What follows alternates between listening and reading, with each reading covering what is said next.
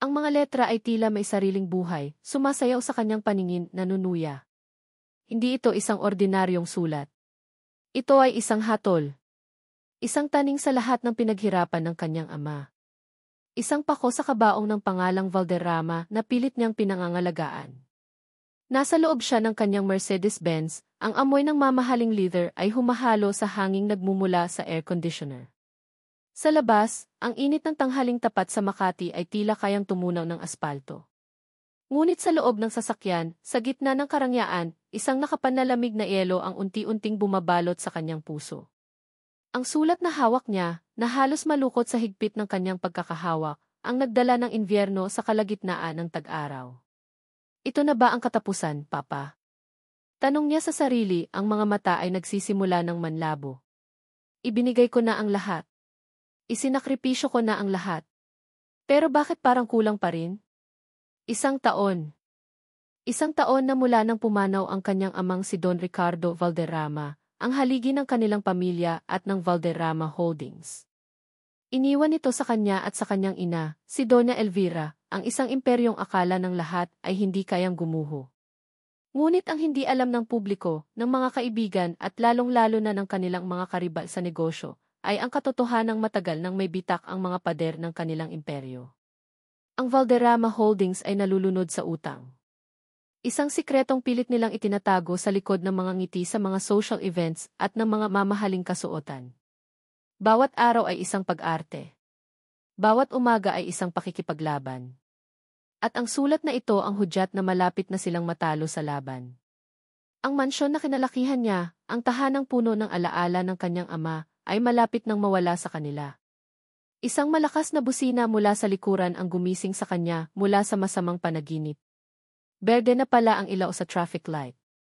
Mabilis niyang pinunasan ang luhang nagbabadyang pumatak, inilagay ang sulat sa passenger seat, at dahan-dahang inapakan ang silinyador. Kailangan niyang makarating sa bangko. Kailangan niyang makiusap. Magmakaawa kung kinakailangan. Ipapangako niya ang kahit ano para lang sa isa pang palugit. Isa pang pagkakataon. Ang kanyang isip ay lumilipad, nag-iisip ng mga posibleng solusyon, ng mga taong maaaring lapitan, ng mga ari-ari ang maaaring isanla. Napuno ng desperasyon ang bawat sulok ng kanyang pagkatao. Hindi niya napansin ang pagbabago ng kulay ng ilaw sa kanyang unahan. Ang tanging nakikita niya ay ang mukha ng kanyang ama, nakangiti sa isang lumang litrato sa kanyang isipan, nagtitiwala. Hindi kita bibigin, Papa. Sa pagbulong niya ng pangakong iyon, buong diin niyang tinapakan ang silinyador, kasabay ng paglipat ng ilaw mula sa dilaw patungong pula. Isang nakabibinging tunog ng preno ang pumunit sa hangin. Isang itim na jeepney ang biglang lumiko upang iwasan siya, ang mga gulong nito ay gumuhit ng itim na marka sa kalsada. Napapikit si Ara, ang kanyang mga kamay ay humigpit sa manibela, ang kanyang puso ay tila umakyat sa kanyang lalamunan. Naramdaman niya ang bahagyang yugyog ng kanyang sasakyan, ngunit walang malakas na pagbangga. Pagmulat niya ng mata, ang lahat ay tila huminto. Ang mga sasakyan sa paligid ay nakatigil. Ang mga taong naglalakad ay napalingon sa direksyon niya. At sa gitna ng lahat ng iyon, isang figura ang papalapit sa bintana ng kanyang sasakyan. Nakasuot ito ng uniforme ng isang traffic enforcer. Hindi. Hindi ngayon. Wala akong panahon para rito, galit na bulong ni Ara sa sarili. Tatlong magkakasunod at matatag na katok ang narinig niya sa salamin ng bintana. Dahan-dahan, na maihalong inis at pagmamataas, ibinaba niya ito. Isang binatang lalaki ang bumungad sa kanya. Hindi ito ang tipikal na traffic enforcer na nakikita niya araw-araw. Maayos ang gupit ng buhok nito, malinis ang uniforme, at ang tindig ay diretso at puno ng otoridad. Ngunit ang nakakuha ng kanyang pansin ay ang mga mata nito. Seryoso. Kalmado. At walang bahid ng pagka-intimidate sa kinang ng kanyang Mercedes-Benz. Good afternoon, ma'am, magalang na bati ng lalaki. Ang kanyang boses ay malalim at matatag. Lisensya at rehistro po ng sasakyan. Hindi sumagot si Ara. Sa halip, tiningnan niya ito mula ulo hanggang paa. Hindi mo ba alam kung gaano kakaabala? Mataray niyang tanong. I was in hurry. May emergency ako. Naiintindihan ko po, ma'am, sagot ng enforcer, hindi na tinag sa kanyang tono. Ngunit ang pagmamadali niyo po ay muntik nang maging sanhi ng isang malaking aksidente. You ran a red light. Malinaw po ang paglabag ninyo. Naramdaman ni Ara ang pag-init ng kanyang pisngi. Ang kahihiyan ay nagsimulang humalo sa kanyang desperasyon at ang resulta ay isang nakasusunog na galit. At sino ka para sabihin sa akin yan? Alam mo ba kung sino ako?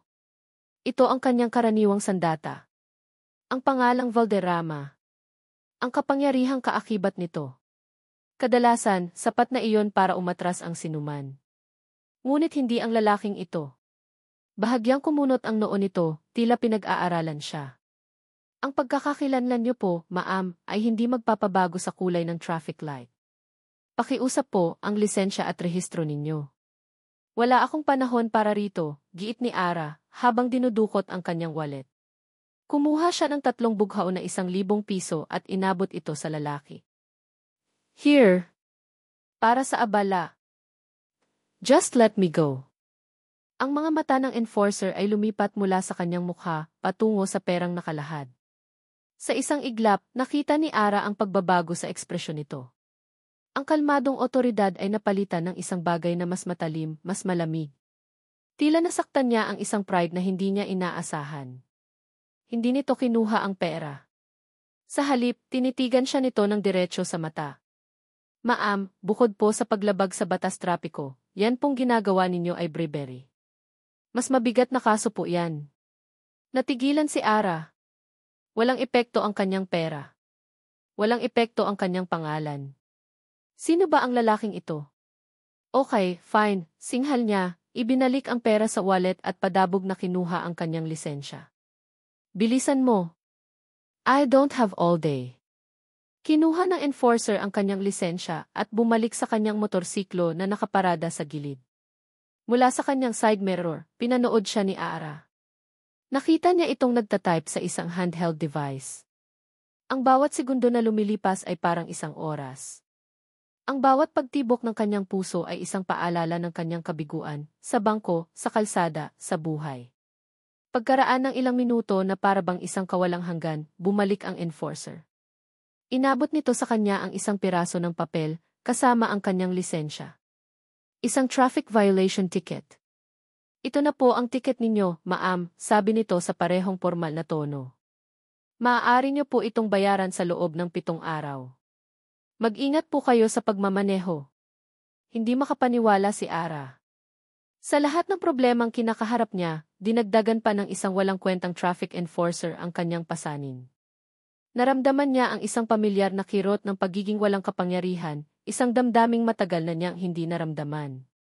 Padabog niyang kinuha ang tiket at ang lisensya, hindi na muling tumingin sa lalaki. Walang salitang pasasalamat o paalam. Tinaas niya ang bintana ng kanyang sasakyan, inilagay ang gear sa drive, at pinaharurot ito paalis, iniwan ang enforcer na nakatayo sa gitna ng usok at ingay ng syudad. Habang papalayo, hindi niya mapigilang sumulyap sa kanyang rearview mirror. Inaasahan niyang makikita ang isang ngiting mapanlait o isang ekspresyong nagtatagumpay sa mukha ng enforcer. Ngunit ang nakita niya ay iba. Nakatayo pa rin ito roon, hindi gumagalaw, nakatingin sa direksyon ng kanyang papalayong sasakyan. Ngunit ang ekspresyon nito ay hindi galit o masaya. Ito ay malungkot. Malalim. Puno ng isang emosyon na hindi niya mawari. Para bang ang pagtatagpo nila ay nagbukas ng isang lumang sugat sa kalooban nito. Ipinilig ni Ara ang kanyang ulo. Ano bang pakialam ko? Isa lang siyang hamak na traffic enforcer. Ngunit kahit anong pilit niyang pagwaksi, ang imahe ng mga mata nitong puno ng lungkot ay nanatili sa kanyang isipan. Sa kabilang dako, naiwang nakatayo sa gilid ng kalsada si Marco de Leon. Pinanood niya ang pagliliit ng mamahaling sasakyan hanggang sa tuluyan itong maglaho sa trapiko. Huminga siya ng malalim, ang bigat ng buong mundo ay tila muling pumatong sa kanyang mga balikat.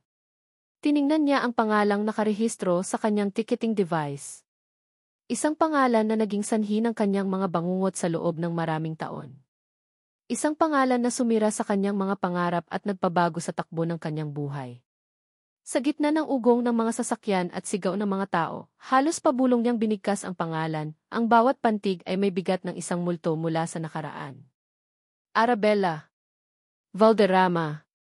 Ang araw ay unti-unting namamaalam sa siyudad ng Maynila. Ang matinding sikat na kanina ay nagpapasakit sa balat ay napalitan na ng isang mapulang kulay kahel na liwanag sa kanluran. Para kay Marco de Leon, ang paglubog ng araw ay hudyat ng pagtatapos ng isa na namang mahabang araw ng pakikipagbuno sa init, usok, at walang katapusang pasensya.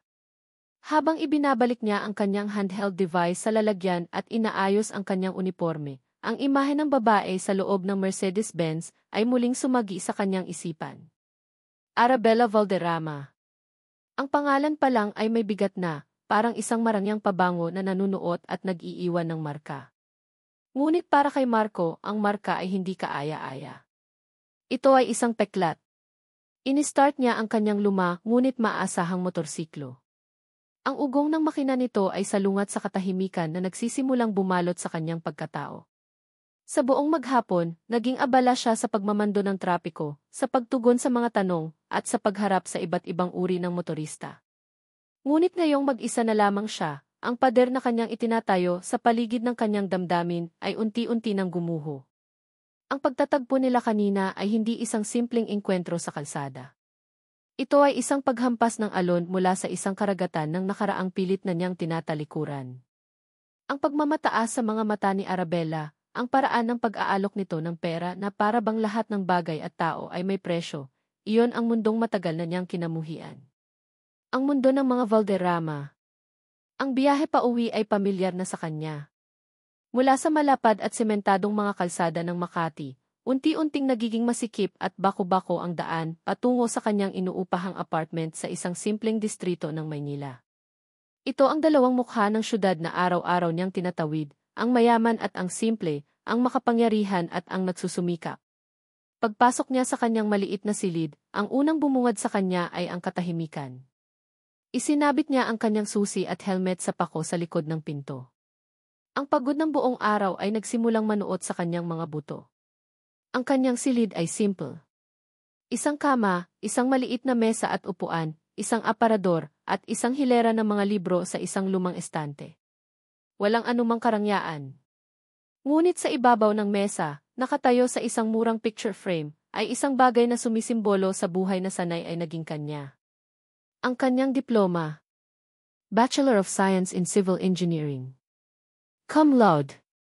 Hinaplos niya ang salamin ng frame, ang mga daliri niya ay gumuhit sa kanyang pangalan, Marco L. de Leon. Isang pangalang dati puno ng pangako at pangarap. Isang pangalan na dapat sana ay nakaukit na ngayon sa mga helmet sa construction site o sa mga blueprint ng mga nagtataasang gusali. Ngunit ang pangalang iyon ay nabahira ng isang trahedya, isang gabing umulan ng malakas at bumago sa lahat. Naaalala pa niya ang gabing iyon. Ang malakas na buhos ng ulan na humahampas sa windshield. Ang madulas na kalsada. Ang nakakasilaw na ilaw ng isang rumaragasang truck na biglang sumulpot mula sa kung saan, kumain sa kanyang linya. Ang biglaang pagkabig niya ng manibela ang nakabibinging tunog ng nagkikiskisang metal ang pagbasag ng salamin at isang pangalan na isinisigaw ng mga tao sa paligid. Valderrama. Yung sasakyan ng mga Valderrama. Napapikit si Marco, itinaboy ang alaala. 5 taon na ang nakalipas, ngunit ang tunog at ang takot ay sariwa pa rin, na parang kahapon lang nangyari. Bagamat napawalang sala siya sa korte, dahil sa testimonya ng ilang saksi tungkol sa misteryosong truck, ang bigat ng konsensya ay isang sentensyang habang buhay niyang pinapasan. Iniwan niya ang kanyang mga pangarap, tinanggap ang anumang trabaho para mabuhay at para pagbayaran, kahit sa sarili niya lang, ang isang buhay na nawala. Ang pagiging traffic enforcer ay isang paraan para manatili sa kalsada, isang paalala sa kanyang kasalanan, at isang paraan upang magsilbi at siguraduhing walang ibang mararanasan ang sinapit niya. Kaya nang makita niya si Arabella Valderrama kanina, ang anak ng lalaking nasa kabilang sasakyan noong gabing iyon, isang komplikadong emosyon ang naramdaman niya. Galit sa pagmamataas nito, ngunit awa sa hindi nito alam na kahungkagan. At higit sa lahat, isang pamilyar na bigat ng pagkakasala. Nagpasya siyang maligo para mahugasan ang pagod at ang masasamang alaala. Ngunit habang naglalakad siya pabalik mula sa banyo, isang kakaibang amoy ang pumasok sa kanyang ilong. Amoy usok. Sunog. Mabilis siyang dumungaw sa bintana. Sa di kalayuan, sa direksyon ng eksklusibong subdibisyon na kanyang dinaanan kanina, isang malaking haligi na maitim na usok ang pumapailan lang sa kalangitan. Sa ilalim nito, isang nakakatakot na kulay kahel na liwanag ang kumikinang, sumasayaw na parang isang demonyo sa dilim ng gabi. Kasabay nito, narinig niya ang papalapit na tunog ng mga sirena ng bumbero. Isang hindi maipaliwanag na kaba ang bumalot sa kanya. Mabilis niyang sinuot ang isang simpleng t-shirt at pantalon. Hindi niya alam kung bakit, ngunit isang malakas na puwersa ang humihila sa kanya, papalapit sa pinangyayarihan ng sunog. Muli niyang kinuha ang susi ng kanyang motor at mabilis na lumabas ng apartment.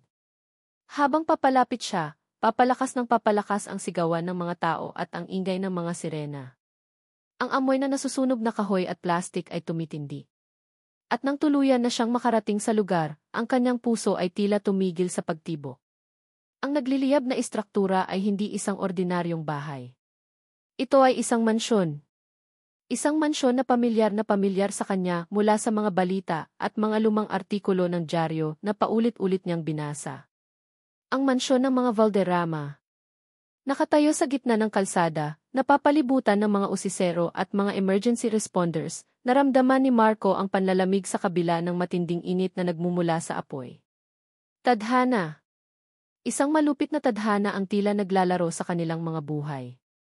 Sa gitna ng kaguluhan, nakita niya ang ilang kasambahay na umiiyak sa gilid ng kalsada.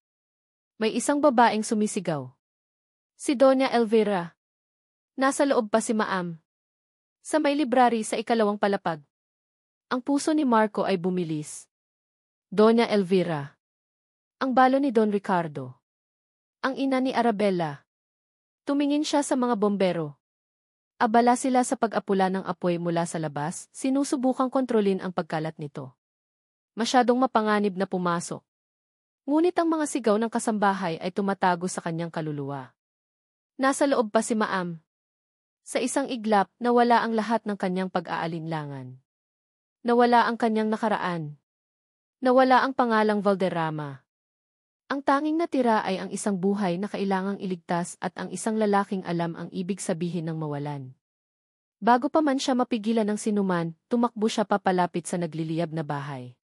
Sir, bawal po. Delikado, sigaw ng isang security guard. Ngunit hindi siya nakinig.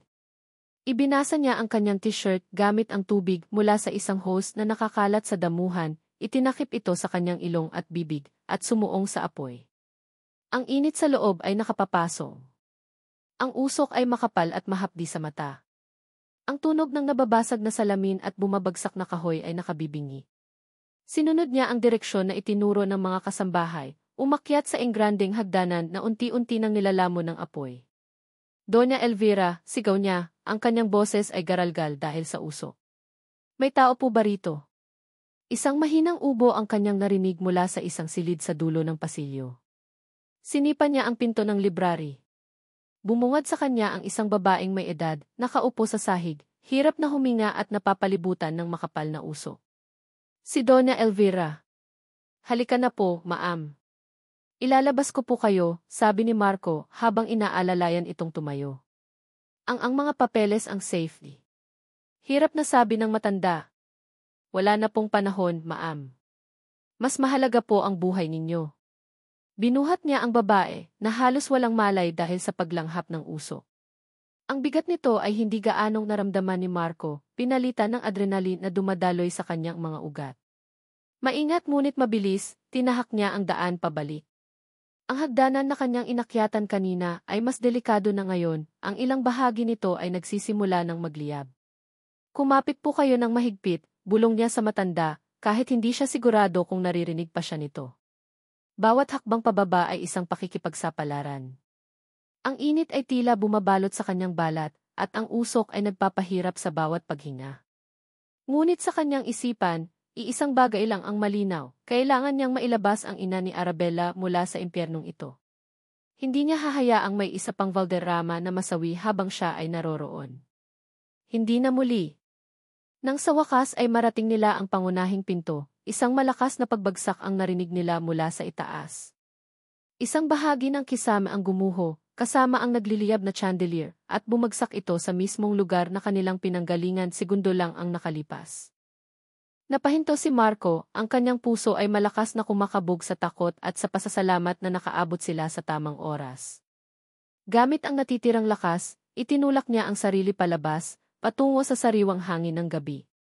Ang pagbabago mula sa nakasasamang init patungo sa mas malamig na hangin sa labas ay biglaan, at napaluhod siya sa damuhan, inihiga ng maingat si Doña Elvira, habang siya ay humahabol sa kanyang hininga. Agad siyang pinalibutan ng mga tao. Ang mga paramedic ay mabilis na lumapit dala ang isang stretcher at oxygen mask, habang inaasikaso nila ang matanda, si Marco ay nanatiling nakaluhod, umuubo, ang kanyang mukha at mga braso ay nangingitim dahil sa abo at usok. At sa sandaling iyon, isang pamilyar na Mercedes-Benz ang humarurot at biglang huminto sa gilid ng kalsada. Bumukas ang pinto nito at isang babae ang lumabas, tumatakbo papalapit sa kanila. Ang kanyang mukha ay puno ng hindi maipintang takot at pagkataranta. Ang mamahalin niyang damit ay nagusot at ang kanyang perpektong ayos ay wala na. Si Arabella. Mama! Mama, sigaw niya, ang kanyang boses ay basag at puno ng pag-aalala. Nakita niya ang kanyang ina na isinasakay sa stretcher. Tumakbo siya papalapit dito, ngunit ang mga mata niya ay napadako sa lalaking nakaluhod sa damuhan, ilang talampakan lang ang layo, isang lalaking marumi, pagod at umuubo, ngunit ang mga mata ay nakatitig sa kanya. Nagtagpo ang kanilang mga paningin sa gitna ng kaguluhan, ng mga sirena, at ng liwanag mula sa apoy. Ang galit at pagmamataas sa mga mata ni Ara kaninang hapon ay napalitan ng lubos na pagkalito at pagkabigla. Ang lalaking kanyang hinamak, ang traffic enforcer na binigyan niya ng tiket, ay ang siya palang nagligtas sa buhay ng kanyang ina. Nabitawan ni Ara ang kanyang mamahaling bag, ang mga laman nito, lipstick, cellphone, at ang sulat mula sa bangko, ay kumalat sa damuhan, hindi na niya pinansin. Ang tanging nakikita niya ay si Marco. Ang kanilang dalawang mundo, na dapat sana ay magkahiwalay, ay muling pinagbangga ng tadhana sa paraang pinakamalupit at pinakahindi inaasahan. Ang puot na naramdaman niya kanina ay unti-unting natutunaw, napapalitan ng isang damdaming hindi pa niya kayang pangalanan. Isang pagtataka. Isang pagkalito. At marahil, isang maliit na butil ng pasasalamat na nagsisimulang tumubo sa kanyang naguguluhang puso. Samantala, dahan-dahang naibaling ni Doña Elvira ang kanyang ulo. Ang oxygen mask ay bahagyang nagpapalinaw sa kanyang isipan. Nakita niya ang kanyang anak at pagkatapos ay ang lalaking nagligtas sa kanya, na ngayon ay dahan-dahang tumatayo sa tulong ng isang paramedic. Habang tumatama ang ilaw mula sa ambulansya sa mukha ni Marco, luminaw ang kanyang mga tampok sa paningin ng matanda. Ang mukha ay hindi pamilyar sa kanya bilang isang traffic enforcer. Ngunit ito ay isang mukha na nakaukit sa kanyang pinakamadilim na alaala. Ang mukha ng binatang lalaki mula sa mga ulat ng pulisya 5 taon na ang nakalipas. Ang mukha ng lalaking sangkot sa aksidenteng kumitil sa buhay ng kanyang asawa. Ang pagkalito sa mukha ni Doña Elvira ay biglang napalitan ng isang malamig na takot at pagkamuhi. Ang kanyang mga mata ay nanlaki. Ang kanyang paghinga ay bumilis, hindi na dahil sa usok, kundi dahil sa multo ng nakaraan na biglang nagkatawang tao sa kanyang harapan. Sinubukan niyang magsalita, ngunit ang kanyang lalamunan ay tuyo. Sa wakas, sa isang nanginginig at puno ng pait na boses, na narinig lamang ni Ara na nakalapit na sa kanya, ibinulong niya ang mga salitang nagpabago muli sa lahat. Ikaw, anong ginagawa mo rito? Ikaw, anong ginagawa mo rito? Ang mga salitang iyon, kahit pabulong, ay tumama kay Ara na parang isang malakas na sampal. Ang tinig ng kanyang ina ay puno ng isang bagay na mas malalim pa sa pagkabigla, isang bakas ng takot, at isang hindi maikakailang pait.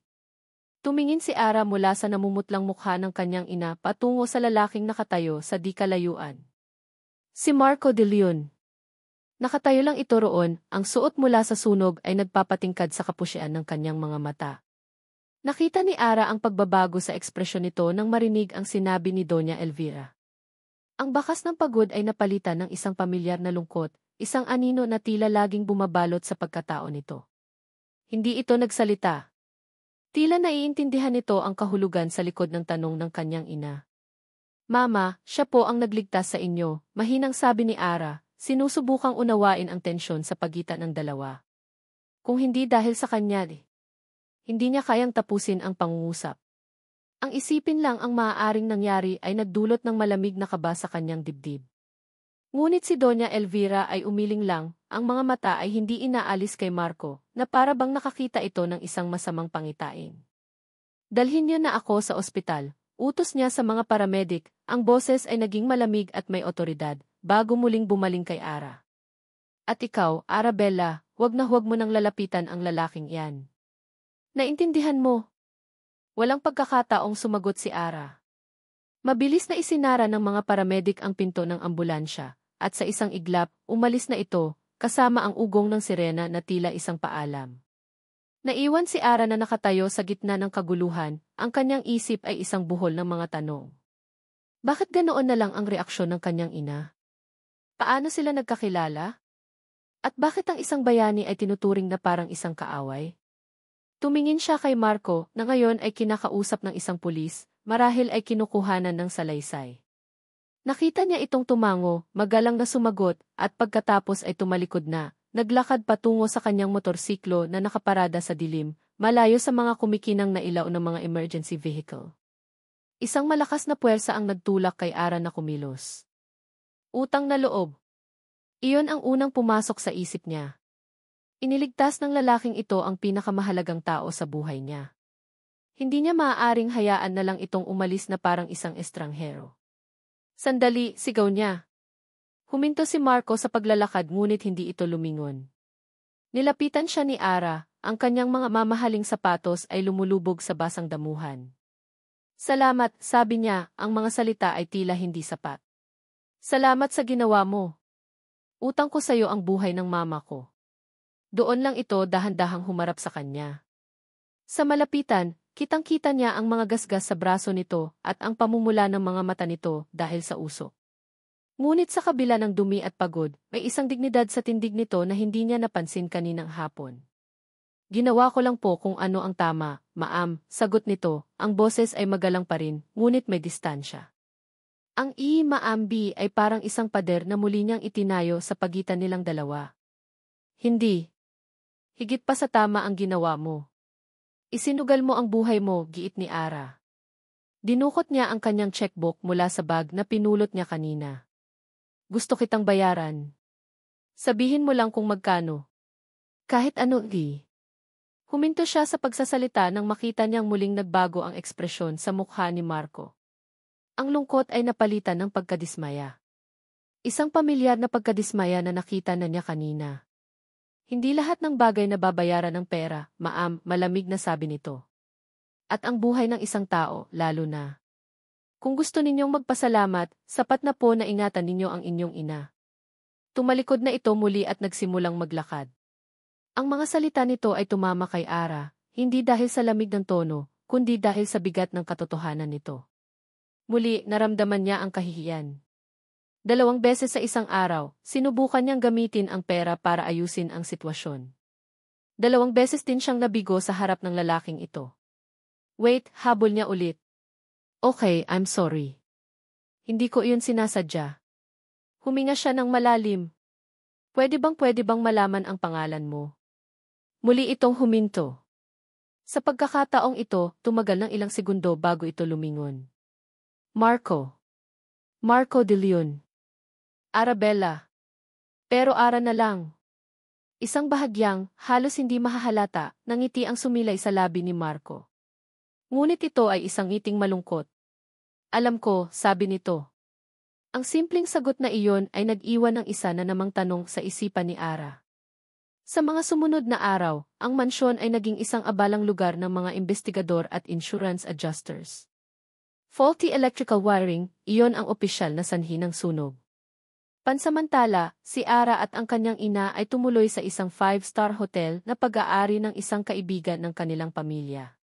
Si Doña Elvira ay mabilis na nakalabas ng ospital, ngunit ang kanyang katahimikan ay mas nakakabahala kaysa sa anumang sakit. Tuwing babanggitin ni Ara ang pangalan ni Marco o ang kabayanihan nito, agad na nagbabago ang timpla ng kanyang ina. Isang malaking pagkakamali ang pagpunta niya roon, sabi nito isang araw, habang nakatanaw sa bintana ng kanilang hotel suite. His bad luck, Ara. Isang kamalasan.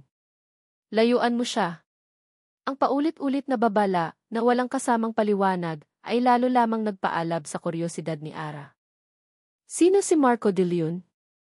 At anong kamalasan ang dala niya? Hindi niya mapigilan ang sarili.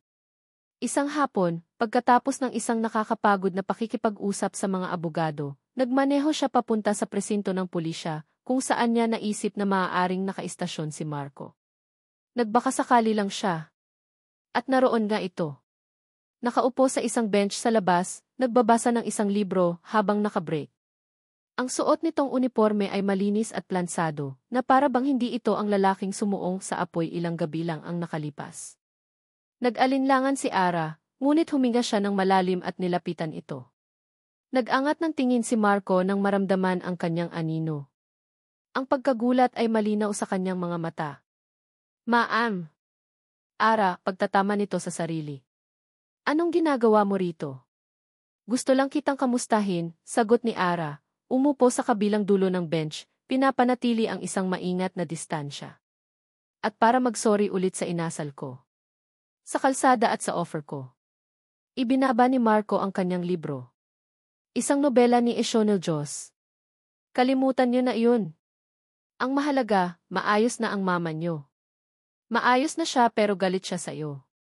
Bakit? Diretsahang tanong ni Ara. Nakita niya ang pag-igting ng panga ni Marco.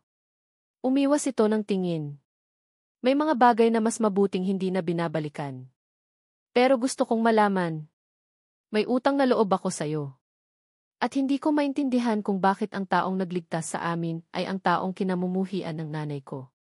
Isang mahabang katahimikan ang namagitan sa kanila. Ang tanging maririnig ay ang ingay ng mga sasakyan mula sa di kalayuan. Mahilig ka pala sa mga libro, pag-iiba ni Ara ng usapan, tinuturo ang nobelang hawak nito. Bahagyang gumaan ang mukha ni Marco. Dito ako tumatakas. Tumakas mula saan? Tumingin ito sa kanya, at sa isang saglit, nakita ni Ara ang isang siwang sa pader na nakapalibot dito. Isang siwang na nagpapakita ng isang binatang puno ng pangarap at talino, hindi isang simpleng traffic enforcer. Mula sa realidad, minsan. Ang pag-uusap na iyon ang naging simula. Nasundan pa ito ng iba pa. Mga pagkikita na hindi sinasadya, sa isang coffee shop kung saan pareho silang napadaan, sa isang bookstore kung saan hinahanap niya ang librong binabasa nito. Bawat pag-uusap ay nag-aalis ng isang patong ng kanyang paunang paghusga. Nalaman niyang si Marco ay matalino, may malalim na pananaw sa buhay, at may isang klase ng kabutihan na simple pero totoo. Isang gabi, habang naglalakad sila sa isang parke pagkatapos magkape, hindi na napigilan ni Ara ang sarili. Marco, may nararamdaman ako para sa'yo. Ang mga salita ay lumabas na lang sa kanyang bibig, hindi pinag-isipan, ngunit puno ng katotohanan. Huminto sila sa ilalim ng isang puno, ang malabong ilaw mula sa poste ay lumilikha ng mga anino sa kanilang mga mukha. Nakita niya ang gulat sa mga mata ni Marco na mabilis na napalitan ng pamilyar na lungkot. Ara, hindi pwede. Bakit? Dahil sa estado natin sa buhay? Dahil sa tingin mo hindi ka karapat-dapat? Hindi, mabilis niyang sagot. Dahil sa mama mo. Tama siya. Hindi ako ang taong para sa'yo. Bigyan mo ako ng dahilan. Isang totoong dahilan, giit ni Ara, ang kanyang boses ay nagsimulang manginig. Huminga ng malalim si Marco. Tumingin ito sa malayo na para bang tinitimbang ang bigat ng mga salitang kanyang bibitawan. Dahil ang kamalasang sinasabi niya ay totoo. Dahil ang nakaraan ko ay konektado sa pamilya ninyo sa paraang hindi mo magugustuhan. Ang misteryo sa kanyang mga salita ay lalo lang nagpatindi sa damdamin ni Ara. Hinawakan niya ang kamay nito. Wala akong pakialam sa nakaraan. Ang mahalaga ay ngayon. Tumingin si Marco sa kanilang magkahawak na kamay at pagkatapos ay sa kanyang mga mata. Sa isang saglit, nawala ang lahat ng anino. Ang nakita lang ni Ara ay ang isang lalaking puno ng pag-ibig at pag-aalala. Dahan-dahan, inilapit nito ang mukha sa kanya. Ang mundo ni Ara ay tila huminto, naghihintay. Ngunit bago pa man maglapat ang kanilang mga labi, isang boses ang pumunit sa kanilang sandali. Ara! Napalingon silang dalawa. Nakatayo sa di kalayuan, sa ilalim ng isa pang post ng ilaw, ay ang pinsan ni Ara, si Katrina. Ang kanyang mukha ay puno ng pagkabigla at hindi makapaniwalang paghusga. Habang nakatingin si Ara sa gulat na mukha ng kanyang pinsan, alam niyang ang sikreto nila ay hindi na mananatiling sikreto. At hindi nagtagal, nakarating nga ang balita kay Doña Elvira. Kinabukasan, hinarap siya ng kanyang ina. Walang sigawan. Walang iyakan. Tanging isang malamig at nakakakilabot na katahimikan. Ipinagbawal ko na sayo ang lalaking yan, Arabella. Pero mama, hindi niyo siya kilala. Ako ang hindi mo kilala, anak, ganti ni Doña Elvira. Tumayo ito at lumapit sa isang nakakandadong bowl sa sulok ng kanilang hotel suite, isang bowl na nailigtas mula sa sunog. Binuksan niya ito. Sa loob, kinuha niya ang isang lumang folder. Gusto mo ng dahilan? Gusto mong malaman kung bakit kamalasan ang lalaking yan? Inihagis ni Doña Elvira ang folder sa ibabaw ng mesa. Basahin mo. Basahin mo kung sino talaga ang Marco de Leon na yan.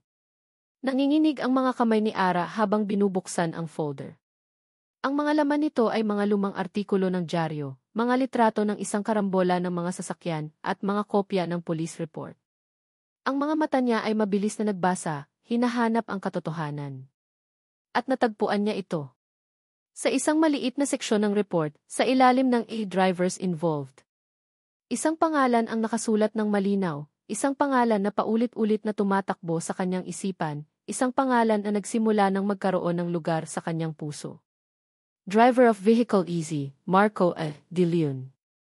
At sa itaas ng report, ang pangalan ng biktima, Don Ricardo Valderrama. Ang folder ay nahulog mula sa kanyang mga kamay. Ang mga papel ay kumalat sa sahig na parang mga tuyong dahon. Isang nakabibinging katahimikan ang bumalot sa silid. Ang hangin ay tila nawala sa kanyang mga baga. Tumingala siya sa kanyang ina, ang kanyang mga mata ay puno ng hindi makapaniwalang tanong. Ang lalaking nagligtas sa buhay ng kanyang ina ay ang siya ring lalaking sangkot sa aksidenteng kumitil sa buhay ng kanyang ama. Ang katahimikan ng gabi ay may sariling tunog para kay Marco. Ito ay ang banayad na ugong ng lumang bentilador, ang malayong kahol ng aso, at ang malakas na pintig ng sarili niyang puso.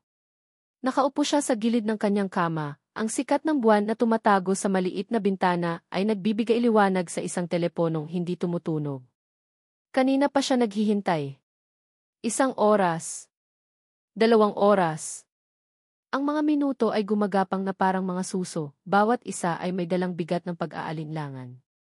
Ang huli nilang pag-uusap ni Ara ay natapos sa isang nakabiting tanong, sa isang pangakong hindi natuloy na pinutol ang pagdating ng pinsan nito. Mula noon, wala na siyang natanggap na tawag o kahit isang mensahe. Alam niya. Sa kaibuturan ng kanyang kaluluwa, alam niyang ito na iyon. Ang katahimikan ay ang sagot. Ang balitang nakarating kay Doña Elvira ay ang mitsa na sisira sa anumang namamagitan sa kanila. Dapat ay hindi na ako umasa, sabi niya sa sarili, isang pamilyar na pait ang gumuhit sa kanyang lalamunan. Dapat ay una pa lang, nilayuan ko na siya. Ngunit paano? Paano niya lalayuan ang isang babaeng sa loob ng maikling panahon ay nagbigay kulay sa kanyang kulay abong mundo? Paano niya tatalikuran ang mga mata nitong, sa kabila ng pagmamataas, ay nakitaan niya ng bakas ng kalungkutan na katulad ng sa kanya? Ang pag-ibig, para kay Marco, ay isang karangyaang hindi niya kayang angkinin. Ito ay para sa mga taong may malinis na nakaraan at maliwanag na hinaharap. Ang sa kanya ay puno ng anino, ng isang kasalanang hindi niya magawang takasan kahit saan siya magpunta. Isang malakas na katok sa pinto ang pumunit sa kanyang pag-iisip. Napatalon ang kanyang puso. Si Ara? Nagpunta ba siya rito? Mabilis siyang tumayo at binuksan ang pinto. Ngunit ang bumungad sa kanya ay hindi ang babaeng kanyang inaasahan. Ito ay si Ara, ngunit ibang Ara. Ang lambot sa mga mata nito ay wala na. Ang ngiti na unti-unti na niyang nakasanayan ay naglaho. Ang nakatayo sa kanyang harapan ay isang babaeng nasasaktan, galit at wasak. At sa mga kamay nito, hawak niya ang isang folder. Isang lumang folder na alam ni Marco kung ano ang nilalaman. Ang multo ng kanyang kahapon. Sinungaling ka, sabi ni Ara, ang boses ay nanginginig ngunit puno ng lason. Hindi ito isang tanong. Isa itong hatol. Walang imik, inihagis ni Ara ang folder sa dibdib niya. Kumalat ang mga papel sa semento ng kanyang maliit na silid. Ang mga larawan ng nagkabanggang sasakyan. Ang kopya ng police report. Ang pangalan niya at ang pangalan ni Don Ricardo Valderrama. Pumasok si Ara sa silid, ang bawat hakbang ay mabigat. Ang lahat ng ito ang kabaitan mo, ang pagligtas mo sa mama. Isang malaking pag-arte lang ba yun? Isang paraan para maibsan ang konsensya mo. Ara, hindi totoo yan, mahinang sabi ni Marco, ang kanyang boses ay tila nagmumula sa malayo. Ang sakit sa mga mata ni Ara ay parang mga punyal na tumutusok sa kanyang puso. Pakinggan mo muna ako. Pakinggan ka, tumawa si Ara, isang tawang walang kagalakan. Narinig ko na ang lahat. 5 taon, Marco. 5 taon naming inakala na isa lang itong masamang aksidente. Pero ang totoo, ang lalaking pumatay sa papa ko ay ang siya ring lalaking hinahayaan kong pumasok sa buhay ko. Sa puso ko. Hinawakan niya ang dibdib na para bang sinusubukang pigilan ang pagguho nito mula sa loob. Ang bawat salita ay isang patak ng luhang hindi niya pinapakawalan. Ikaw ang pumatay sa papa ko, sigaw niya, ang kanyang boses ay tuluyan ng nabasag. Hindi ko siya pinatay, sigaw pabalik ni Marco, ang kanyang sariling sakit ay kumawala na. Isang aksidente ang nangyari, Ara. Isang aksidente na hindi ko ginusto. Aksidente, tanong ni Ara, ang kanyang mga mata ay nag-aapoy sa galit. Nakasulat dito. Ang pangalan mo. Nandoon ka. Nandoon ako, pag-amin ni Marco, ang kanyang boses ay desperado. Pero pakinggan mo ako kahit ngayon lang. Pakiusap. Huminga siya ng malalim, pilit na pinapakalma ang sarili. Kailangan nitong marinig ang katotohanan. Ang buong katotohanan. Gabi noon, umuulan ng malakas, pagsisimula niya, ang bawat salita ay isang pagbabalik sa gabing iyon. Ang kalsada ay madulas. Nasa tamang linya ako, Ara. Hindi ako mabilis. Ngunit may isang truck, isang itim na truck na walang plaka, bigla na lang itong sumulpot mula sa isang eskinita at dire-diretsong sumalubong sa akin. Walang ilaw. Para itong isang multo. Natigilan si Ara sa pag-iyak, nakikinig, ngunit ang kanyang mukha ay puno pa rin ang pagdududa. Wala akong pagpipilian, pagpapatuloy ni Marco, ang kanyang mga kamay ay nagsimulang manginig sa alaala. Kinabig ko ang manibela para iwasan ito. Pero huli na ang lahat. Nawalan ako ng kontrol sa sasakyan at doon ko nabangga ang sasakyan ng papa mo. At nasaan ang truck na iyan ngayon, may panunuyang tanong ni Ara. Bakit walang nabanggit na truck sa report na ito? Dahil naglaho ito, halos pasigaw na sagot ni Marco. Pagkatapos ng banggaan, sa gitna ng kaguluhan, umalis ito na parang bula. May mga nakakita, Ara. Nagtestigo sila sa korte. Kaya ako napawalang sala. Ngunit walang nakakuha ng plaka. Walang nakakilala sa driver. Para sa mga pulis, isa lang itong unidentified vehicle. Isang kasong hindi na nila binigyan ng pansin. Yumuko si Marco, ang bigat ng 5 taon ay muling pumatong sa kanyang mga balikat. Araw-araw, gabi-gabi, iniisip ko ang gabing yon. Araw-araw, dala-dala ko ang bigat ng pagkamatay ng papa mo. Nandoon ako. At iyon ang kasalanang habang buhay kong pagbabayaran. Pero maniwala ka sa akin, Ara, hindi ko siya pinatay. Hindi ko sinasadya. Isang mahabang katahimikan ang namayani. Tinitigan ni Ara si Marco, sinusubukang hanapin ang kasinungalingan sa kanyang mga mata. Ngunit ang tanging nakita niya ay isang lalaking nagdurusa, isang lalaking biktima rin ng isang pangyayaring sumira sa kanilang lahat. Ang galit sa kanyang puso ay nagsimulang mag-alinlangan. Ngunit ang sakit ay nandoon pa rin, sariwa at malalim. Kahit na totoo pa iyang sinasabi mo, sabi niya sa wakas, ang boses ay mahina na. Hindi nito mababago ang katotohanan. Na kung wala ka sa kalsadang iyon noong gabing iyon, buhay pa sana si Papa. Ang mga salitang iyon ang huling patak. Ang katotohanang iyon ang pader na hindi na nila kayang gibain. Tumalikod si Ara, handa nang umalis. Ngunit sa pagbukas niya ng pinto, isang boses ang pumigil sa kanya. Ara, sandali. Hindi ito si Marco. Nakatayo sa may pintuan, nakasandal sa isang mamahaling itim na sedan, ay isang lalaking nakasuot ng isang perpektong plansadong suit. Matangkad, makisig, at may isang ngiti sa labi na hindi umaabot sa kanyang mga mata. Si Anton Legarda. Anak ng pinakamalaking karibal sa negosyo ng kanilang pamilya. Anton, nagtatakang tanong ni Ara. Anong ginagawa mo rito? Sinusundan ka, syempre, sagot ni Anton, ang kanyang tingin ay lumipat mula kay Ara patungo kay Marco, na ngayon ay nakatayo sa likuran niya. Tiningnan ni Anton si Marco mula ulo hanggang paa, na maihalong pagkamuhi at pagmamaliit. Nag-aalala ako para sa'yo. At mukhang tama nga ang hinala ko. Lumapit si Anton kay Ara at marahang inakbayan ito, na para bang pinoprotektahan mula sa isang panganib. Halika na, Ara. Hindi ito ang lugar para sa'yo. Teka, paano mo nalaman na nandito ako? Tanong ni Ara, naguguluhan. Ang mama mo ang tumawag sa akin. Nag-aalala siya. Sinabi niyang baka puntahan mo ang lalaking ito, sabi ni Anton, ang huling mga salita ay puno ng dumi. Narinig ko ang lahat. At nalulungkot ako para sa'yo, Ara. Walang sinuman ang dapat pagdaanan ang ganitong klaseng panloloko. Tumingin siya kay Marco. At ikaw, sabi niya, ang boses ay naging matalim. Traffic enforcer. How fitting. Dahil hanggang dyan ka na lang. Isang abala sa kalsada. Huwag ka nang lalapit pa kay Ara, kung ayaw mong pagsisihan ang araw na isinilang ka. Wala kang karapatang magsalita sa akin ng ganyan, matigas na sagot ni Marco, humakbang pasulong. At anong gagawin mo, hamon ni Anton, isang mapanuyang ngiti ang gumuhit sa kanyang mga labi. Huhulihin mo ako for illegal parking. Anton, tama na, awat ni Ara, hinawakan ang braso nito. Ang kanyang isip ay gulong-gulo. Ang sakit, ang galit, ang pagkalito. Ihahatid na kita, sabi ni Anton sa isang malambing na tono, ibinaling ang buong atensyon kay Ara. At bukas, pag-usapan natin ang tungkol sa Valderrama Holdings. May mga ideya ako. Mga paraan para mailigtas ang lahat ng pinaghirapan ng papa mo. Lahat ay maaayos, Ara.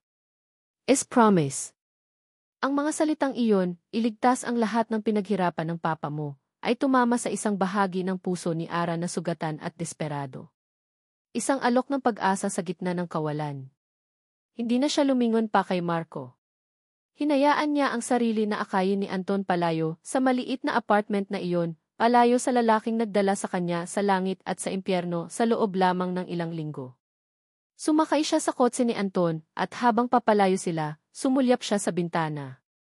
Nakita niya si Marco, nakatayo pa rin sa labas ng kanyang pinto, isang malungkot na figura sa ilalim ng malamlam na ilaw ng poste.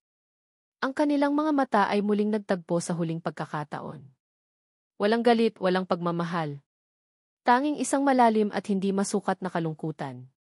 Bigla, naramdaman ni Ara ang pagkirot ng kanyang ulo. Ang mga ilaw ng kasalubong na sasakyan ay tila sumasayaw, nagiging doble, nagiging triple. Ang kanyang paningin ay nanlalabo. Ang stress at ang sakit ng mga nakaraang araw at oras ay sabay-sabay na bumuhos. Ara, are you okay? Tanong ni Anton. Head nahihilo ako, hirap niyang sabi. Ang huli niyang nakita ay ang mga pulang ilaw ng isang 10-wheeler truck sa kanilang harapan. Ang huli niyang narinig ay isang nakabibinging tunog ng preno na sinundan ng isang malakas na pag-uga at ang tunog ng nababasag na salamin. Pagkatapos kadiliman. Sa kabilang dako, naiwan si Marco na nakatayo, ang kanyang telepono ay nahulog mula sa kanyang nanginginig na kamay at lumikha ng isang maliit na tunog ng pagbasag sa sementadong sahig. Ngunit hindi niya ito narinig. Ang tanging naririnig niya ay ang paulit-ulit na pag-echo sa kanyang isipan ng huling sinabi ni Ara. Kung wala ka sa kalsadang iyon noong gabing iyon, buhay pa sana si Papa. Ang bawat salita ay isang pako, lalong nagbaon sa kanya sa krus ng pagkakasala. Pinanood niya ang pag-alis ng marangyang sasakyan ni Anton Legarda, dala nito ang babaeng nag-iisang nagbigay liwanag sa kanyang madilim na buhay. Ang liwanag na iyon ay tuluyan ng namatay, nilamon ng kadiliman ng nakaraan. Tapos na. Ito na talaga ang katapusan. Pumasok siya pabalik sa kanyang silid, ang mga balikat ay nakayuko sa bigat ng kabiguan. Pinulot niya ang mga nagkalat na papel, ang mga piraso ng ebidensya ng kanyang kasalanan sa mata ni Ara. Hinaplos niya ang litrato ng nagkabanggang sasakyan, isang paalala ng isang gabing bumago sa napakaraming buhay. Tama siya, bulong niya sa sarili. Kamalasan. Isa akong malaking kamalasan. Umupo siya sa sahig, ang likod ay nakasandal sa pinto, ang mga papel ay yakap-yakap sa kanyang dibdib. Naramdaman niya ang pag-init ng kanyang mga mata, isang damdaming matagal na niyang pinipigilan. Sa wakas, sa kaligtasan ng kanyang apat na sulok na silid, hinayaan niyang bumagsak ang mga luhang matagal na niyang kinikimkim. Luha para sa nawalang buhay. Luha para sa mga nawasak na pangarap. At luha para sa isang pag-ibig na isinilang at namatay sa loob lamang ng isang saglit. Habang nakayuko, ang kanyang telepono na may basag na screen ay umilaw. Isang missed call mula kay Ara. Napatingin siya rito. Isang kislap ng pag-asa ang sumilay sa kanyang puso. Tumatawag ito. Bakit? May gusto pa ba itong sabihin? Mabilis niyang pinunasan ang kanyang mga luha at kinuha ang telepono para tawagan ito pabalik. Ngunit bago pa man niya madial ang numero, isang malakas na tunog ang bumasag sa katahimikan ng gabi mula sa di kalayuan. Isang nakabibinging tunog ng preno. Isang tunog na alam niya. Isang tunog na nagpapatigil ng kanyang paghinga at nagpapanumbalik sa kanya sa pinakamasamang gabi ng kanyang buhay. Sinundan ito ng isang malakas at nakayayanig na pagbangga. Isang tunog ng metal na yumuyupi ng salaming nababasag. Nabitawan ni Marco ang telepono. Tumalsik ito sa sahig, ang screen ay tuluyang namatay. Ngunit hindi na niya ito inintindi. Isang malamig na takot, mas matindi kaysa sa anumang naramdaman niya noon, ang gumapang sa kanyang buong pagkatao.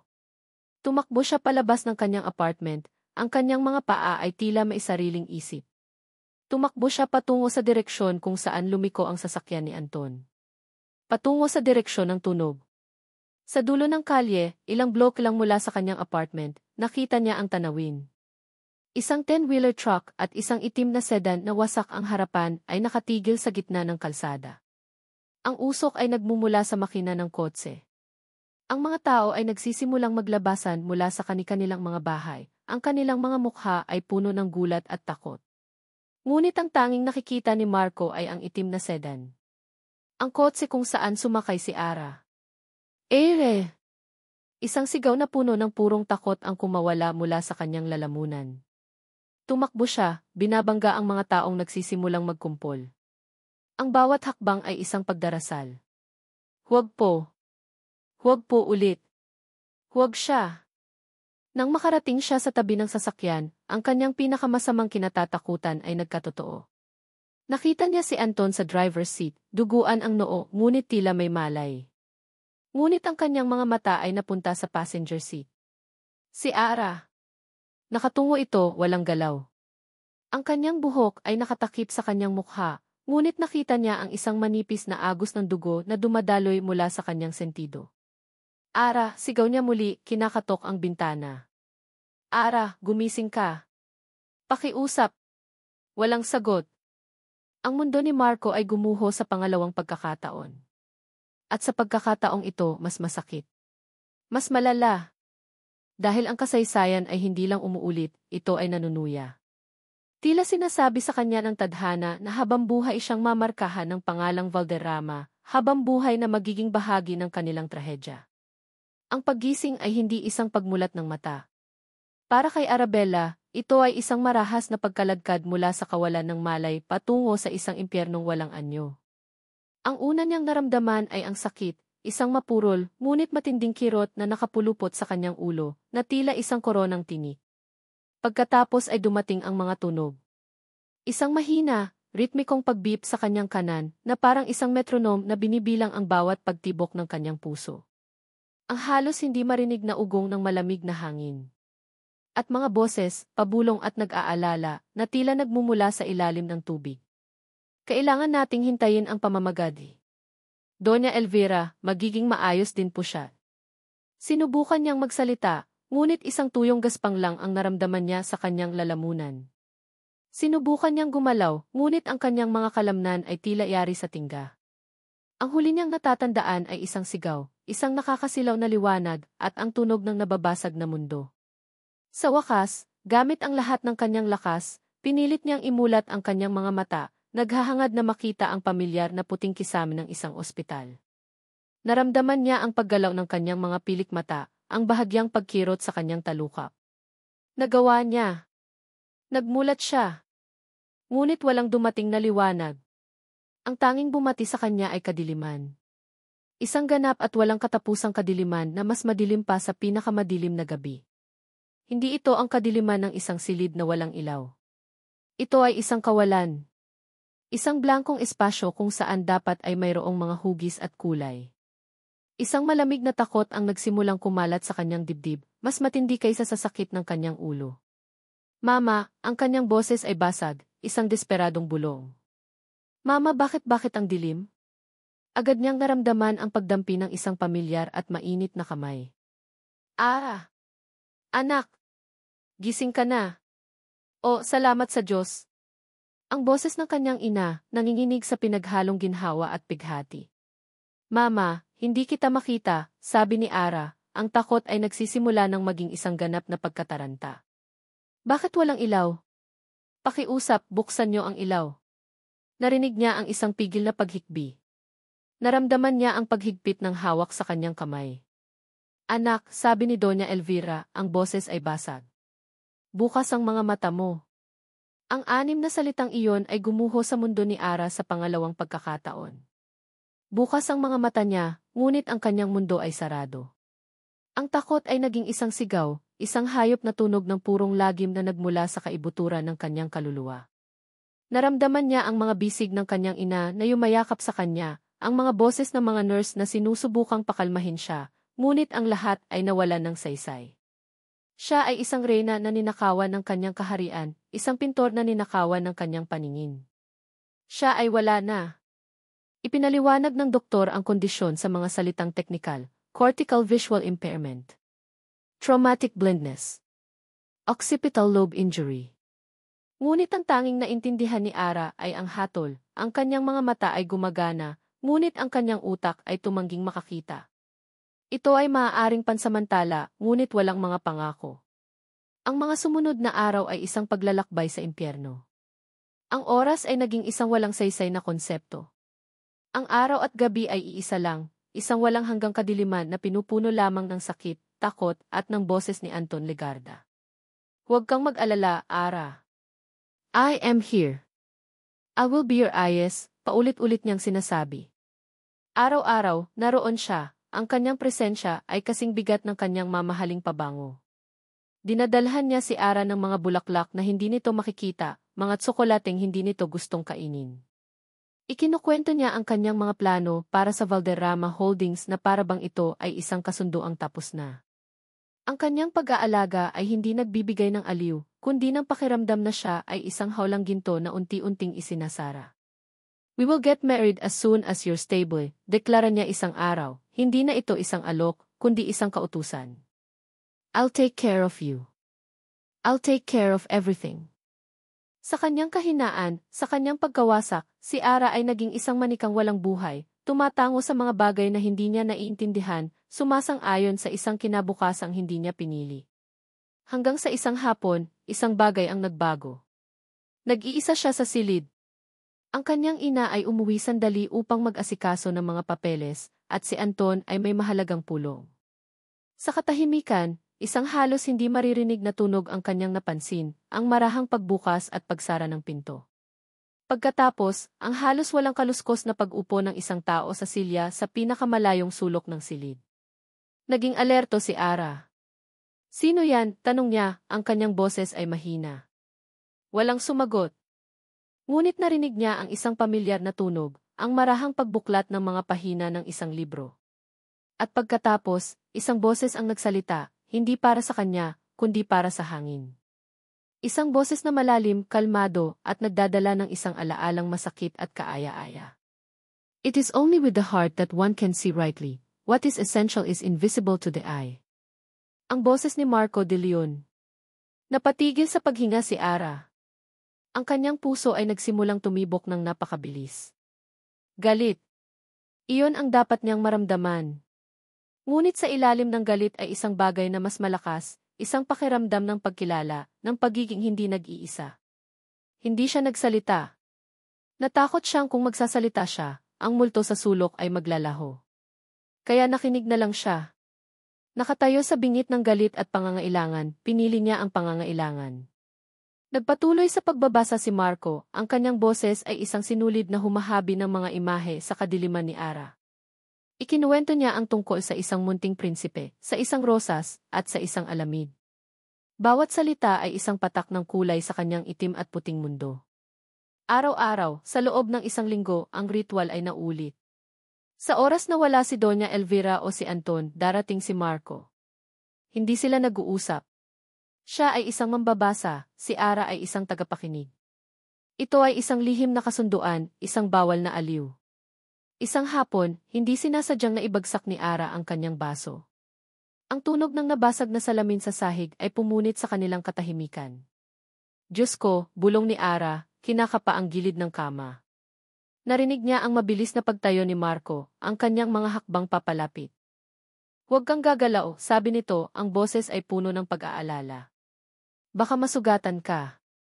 Naramdaman niya ang presensya nito sa kanyang tabi. Ang init na nagmumula sa katawan nito. At pagkatapos, naramdaman niya ang paghawak ng kamay nito sa kanyang braso, upang pigilan siyang bumaba. Ang pagdampi. Iyon lang ang kinailangan. Ang kamay ni Marco. Magaspang. May mga kalyo sa palad, resulta ng paghawak sa manibela ng motorsiklo sa ilalim ng araw, o marahil ng mga bagay na hindi pa niya alam. Ito ang kamay ng isang manggagawa. Isang kamay na may kwento. Napakalayo sa malambot at makinis na kamay ni Anton, na parang hindi pa nakaranas ng anumang paghihirap. Ang alaala ng kanilang paghawak sa parke ay bumalik na parang isang alon. Bakit ka nandito? Tanong ni Ara, ang kanyang boses ay nanginginig, hindi na sa takot, kundi sa isang emosyong hindi niya mapangalanan. Isang mahabang katahimikan.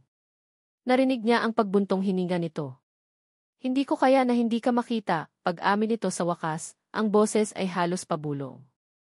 Kahit na hindi mo ako nakikita. Ang katapatan sa mga salitang iyon ay tumagos sa pader ng galit ni Ara. Dapat kang umalis, sabi niya, ngunit ito ay isang utos na walang kapangyarihan. Kung malaman ito ni Mama o ni Anton, alam ko, putol nito. Pero bago ako umalis, kailangan mong malaman. Noong gabing iyon noong aksidente mo nakita ko ito, Ara.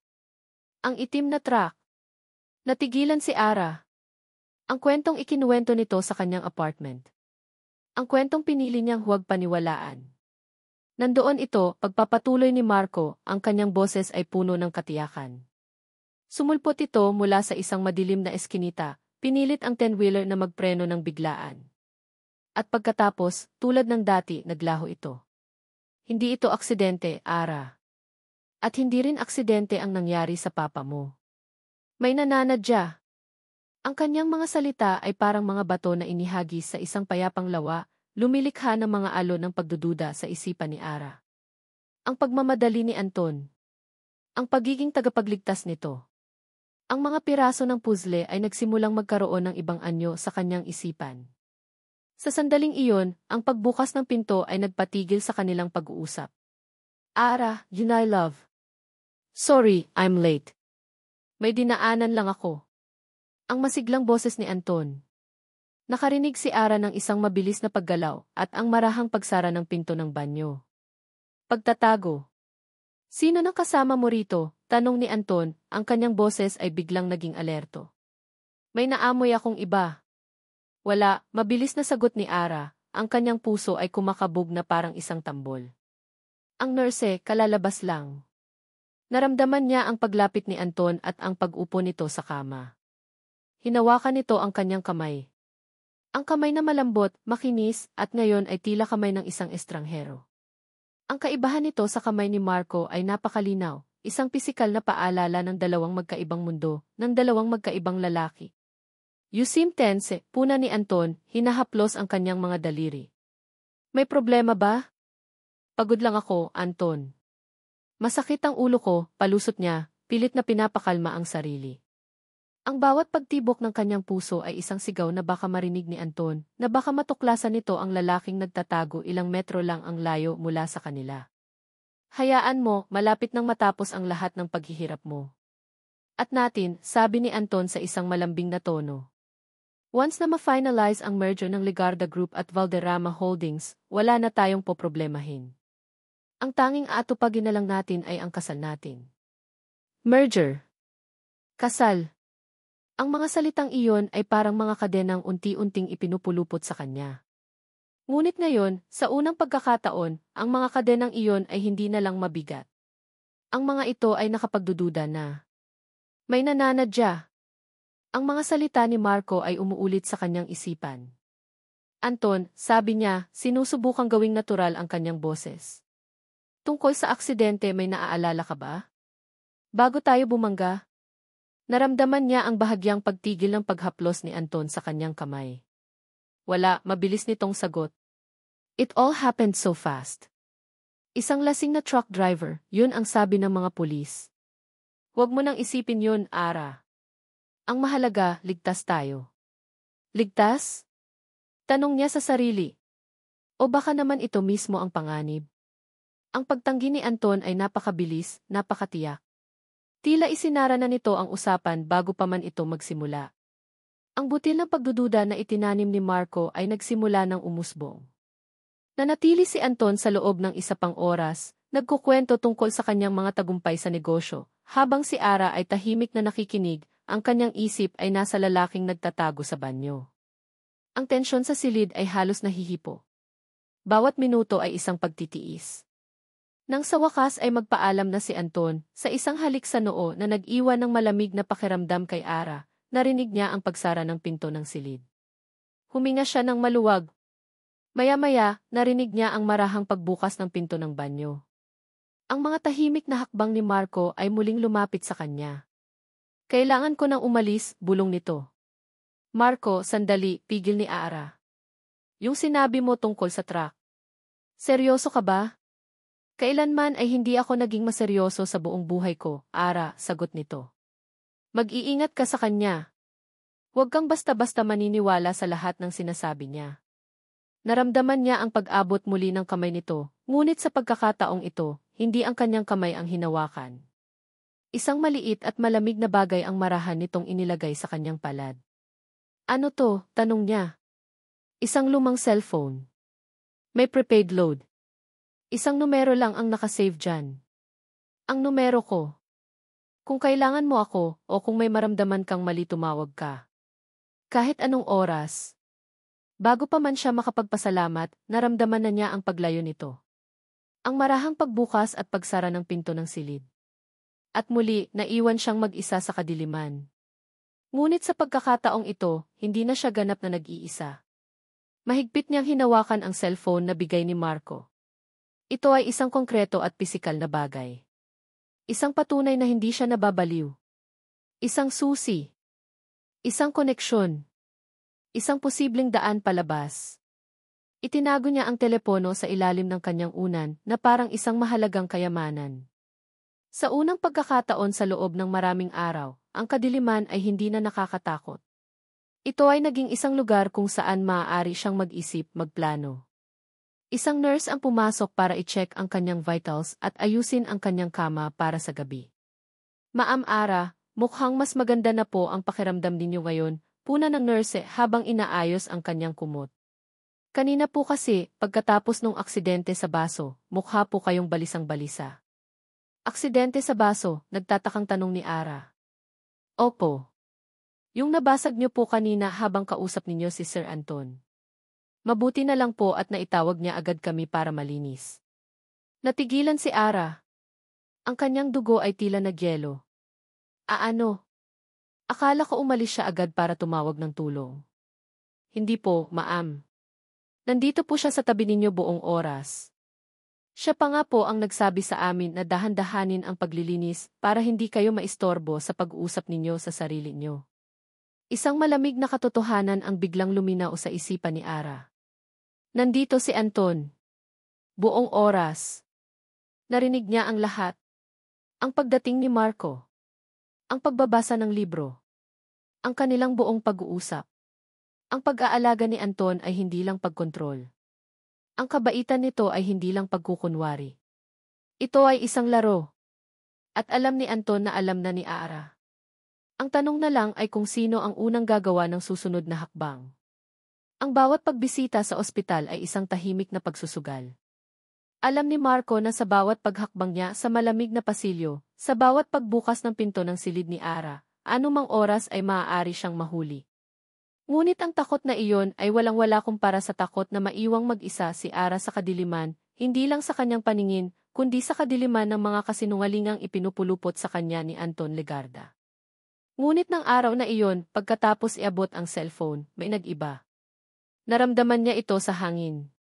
Ang paraan ng pagtingin sa kanya ng nurse sa station ay may bahid ng pag-iwas. Ang katahimikan sa paligid ay tila mas mabigat. Umalis siya ng ospital na may kaba sa dibdib. Tama kaya ang ginawa niya? Ang pagbibigay ng cellphone, ito ba ay isang tulay o isang bitag? Sa kanyang pag-uwi, ang isip niya ay hindi mapakali.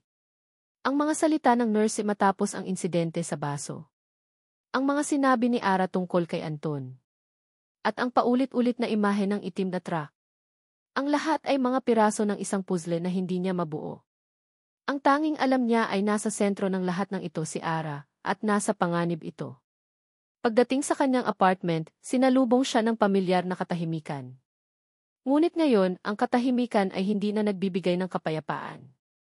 Ito ay isang paalala ng kanyang pag-iisa at kawalan ng kapangyarihan.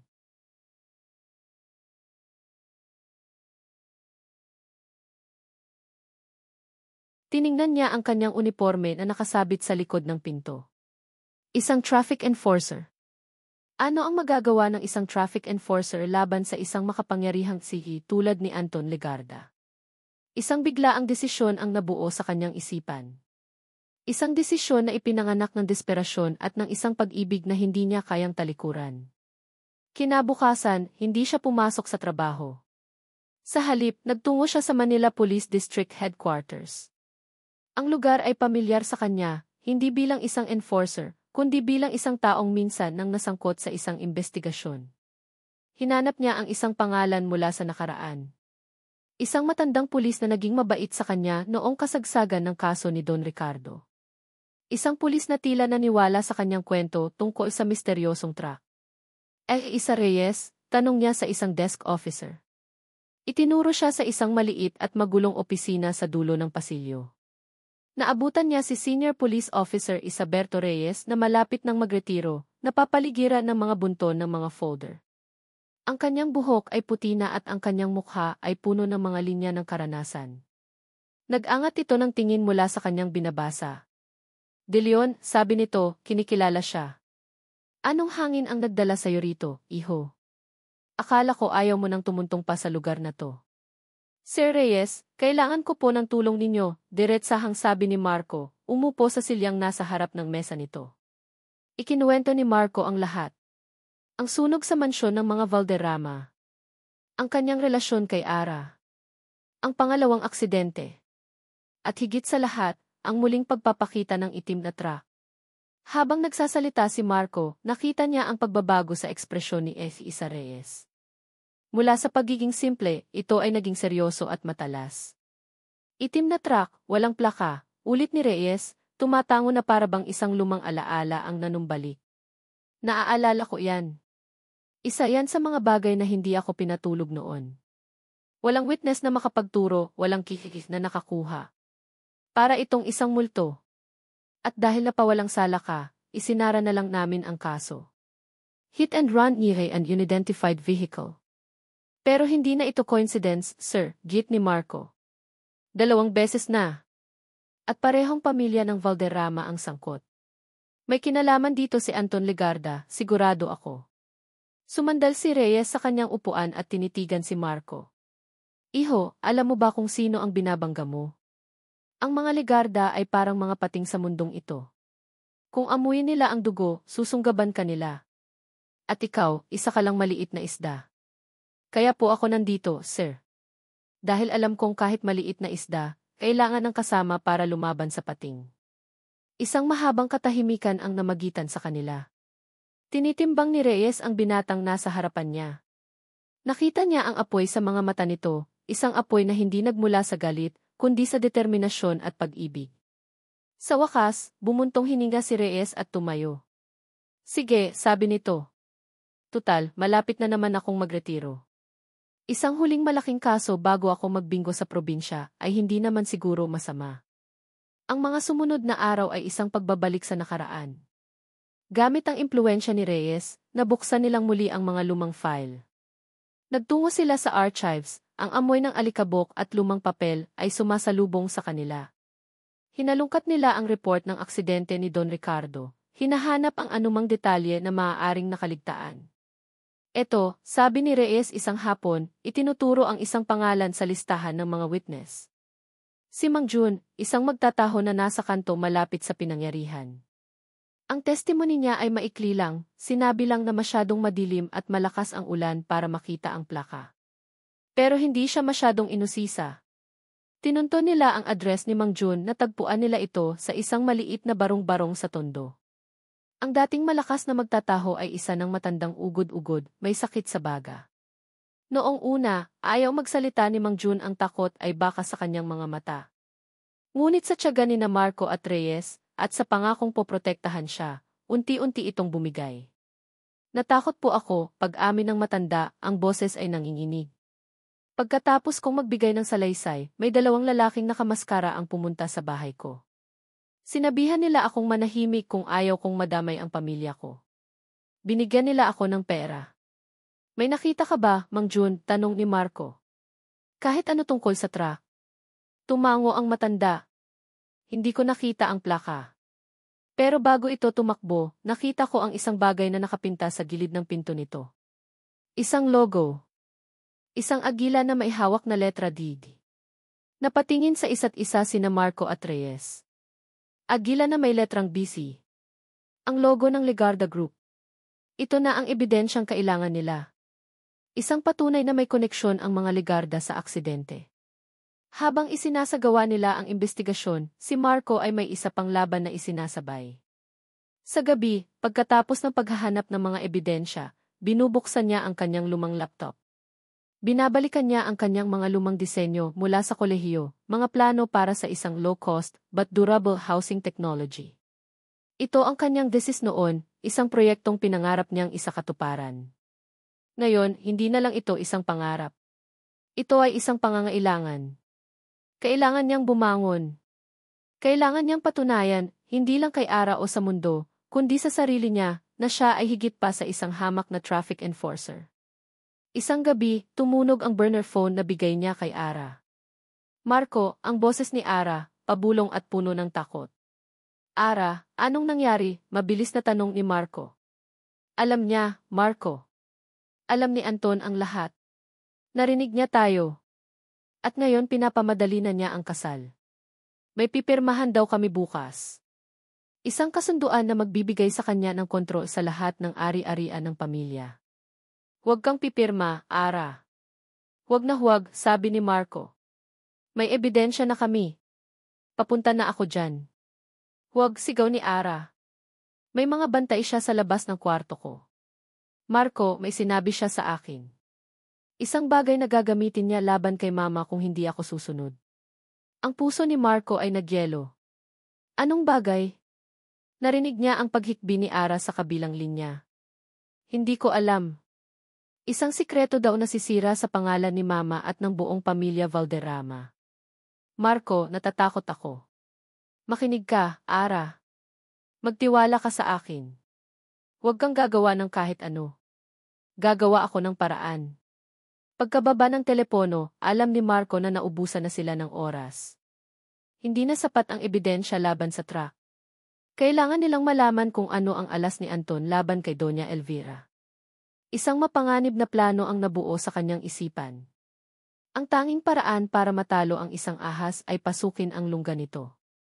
Kinabukasan, suot ang pinakamatinong damit na nahanap niya, nagtungo si Marco sa Legarda Tower sa Makati. Ang gusali ay isang testamento ng kapangyarihan, salamin at bakal na tila umabot hanggang langit. May appointment ako kay E.M.E. Anton Legarda, matatag niyang sabi sa receptionist. Tiningnan siya nito na may pagdududa, ngunit nang banggitin niya ang pangalan ni E.F.E. Isa Reyes, at ang salitang iimbestigasyon, mabilis itong tumawag sa itaas. Pinapasok siya. Ang opisina ni Anton ay nasa pinakatuktok. Ang mga dingding ay salamin, nagbibigay ng 360-degree view ng buong syudad. Si Anton ay nakaupo sa isang malaking mesa, ang mukha ay kalmado, ngunit ang mga mata ay nanlilisik na parang isang pating na nakaamoy ng dugo. M.F. De Leon, bati ni Anton, isang mapanuyang ngiti ang gumuhit sa kanyang mga labi. To what do you owe this unexpected pleasure? Alam na namin, diretsahang sabi ni Marco. Ang tungkol sa truck.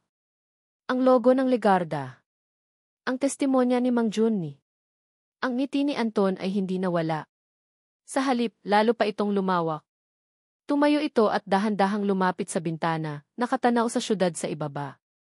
Mang Jun? Isang matandang magtataho. Yan ba ang alas ninyo? Tumawa ito. Good luck proving that in court. Salita laban sa salita. Salita ng isang hamak na magtataho laban sa salita ng isang Legarda. May maniniwala sa amin. Ang katotohanan ay lalabas din, giit ni Marco. Humarap si Anton sa kanya, ang ngiti ay biglang naglaho, napalitan ng isang malamig at walang awang ekspresyon. Katotohanan? Hayaan mong bigyan kita ng isang aral tungkol sa katotohanan, Dindih de Leon. Ang katotohanan ay pag-aari ng kung sino ang may kapangyarihang isulat ito. Lumapit ito sa isang nakakandadong safe sa gilid ng kanyang opisina. Binuksan niya ito at may kinuha sa loob. Isang manipis na folder. Gusto mong malaman kung ano ang tunay na katotohanan, sabi ni Anton, iwinawasiwas ang folder.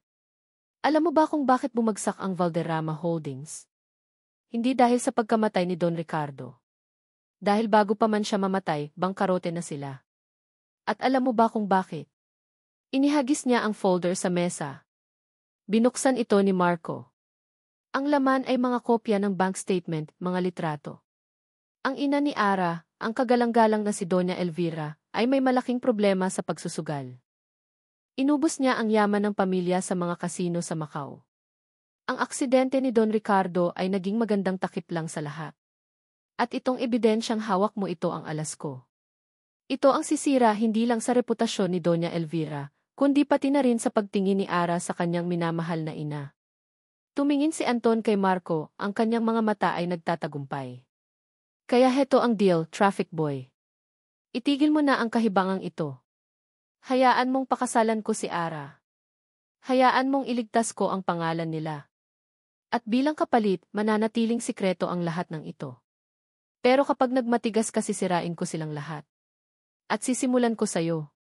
Ang kadiliman ay naging kanyang kakampi. Sa loob ng 24 na oras mula nang huli niyang tawag kay Marco, ang kanyang silid sa ospital ay naging isang war room. Ang kanyang pagkabulag, na dati isang simbolo ng kanyang kahinaan, ay naging kanyang kalasag. Dahil hindi niya makita ang mga mapanlinlang ng ngiti ni Anton o ang mga nag-aalalang mukha sa paligid, ang tanging nagamit niya ay ang kanyang pandinig at ang kanyang pakiramdam. At ang mga ito ay naging mas matalas kaysa dati. Nakinig siya. Nakinig siya sa bawat salita, sa bawat pagbabago ng tono, sa bawat hindi sinasabing kasinungalingan. Pipirmahan natin ang mga papeles mamaya sa isang special board meeting sa conference room ng ospital. Sabi ni Anton, ang boses ay puno ng kasabikan na pilit tinatago. Para mas formal at para masaksihan ng board na kusa mong ibinibigay sa akin ang tiwala mo. Anton, sabi ni Ara, ang kanyang boses ay kalmado, isang bagay na pinraktis niya ng paulit-ulit. Bago ang lahat, gusto kong makausap si Mama. Kaming dalawa lang. Nag-alinlangan si Anton. Para saan? Gusto kong humingi ng basbas niya. Ito ay isang malaking desisyon. Gusto kong marinig mula sa kanya na ito ang tamang gawin. Hindi makatanggi si Anton sa isang kahilingang tila puno ng respeto sa tradisyon. CJ. Pero bilisan ninyo. Nang pumasok si Doña Elvira sa silid, naramdaman agad ni Ara ang bigat sa paghinga ng kanyang ina. Ang bigat ng mga sikretong daladala nito. Anak, sabi ni Doña Elvira. Sigurado ka na ba rito? Kayo po, Mama? Sigurado po ba kayo? Balik tanong ni Ara. Isang mahabang katahimikan. Mama, nagsimulang muli si Ara, ang kanyang boses ay malumanay. Alam ko na po. Narinig niya ang biglaang pag-igting sa paghinga ng kanyang ina. Anong alam mo? Ang tungkol sa pagsusugal. Ang tungkol sa Macau. Ang tungkol sa tunay na dahilan kung bakit bumagsak ang Valderrama Holdings. Isang pigil na hikbi ang kumawala mula kay Doña Elvira. Ang tunog ng pagbagsak. Marahil ay napaupo ito sa silya. Ang tunog ng isang babaeng sa wakas ay nabitawan na ang bigat na matagal na niyang pinapasan. Patawarin mo ako, anak, sabi nito sa gitna ng pag-iyak. Sinubukan kong itago para protektahan ka, para protektahan ang alaala ng papa mo. Sa halip na galit, awa ang naramdaman ni Ara. Awa para sa kanyang ina na sinubukang maging malakas sa maling paraan. Lumapit siya, kinapa ang direksyon ng mga hikbi, at niyakap ang kanyang ina. Hindi na mahalaga yun ngayon, mama, bulong niya. Ang mahalaga, magkasama tayo. At lalaban tayo ng tama. Sa mga sandaling iyon, ang pintuan ay marahang bumukas.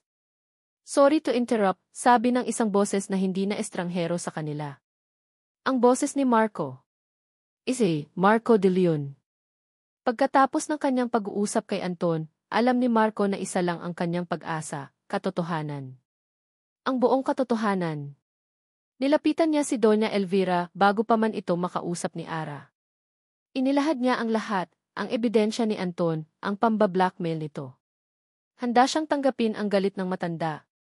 Ngunit sa halip na galit, ang nakita niya ay isang babaeng pagod na sa pagtakbo. At ngayon, habang nakatayo siya sa pintuan, nakikita ang mag-inang magkayakap, alam niyang tama ang kanyang naging desisyon.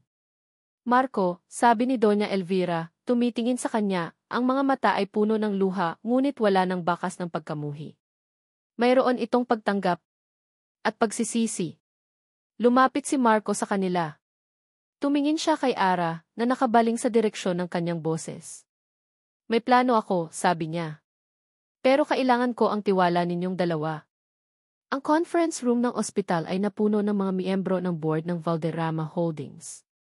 Mga matatandang lalaki at babae na ang mga mukha ay puno ng pag-aalala.